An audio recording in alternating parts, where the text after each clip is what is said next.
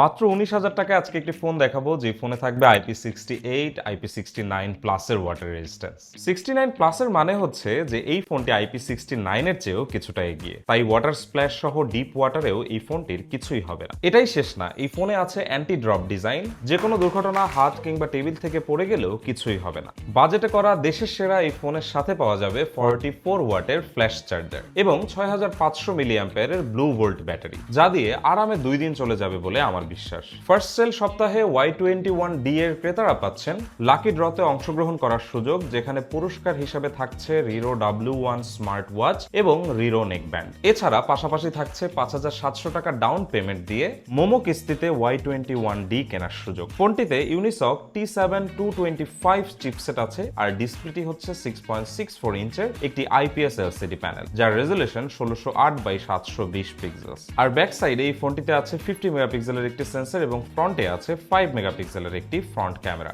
আর এত সুন্দর দেখতে এই ফোনটি হচ্ছে Vivo Y21D।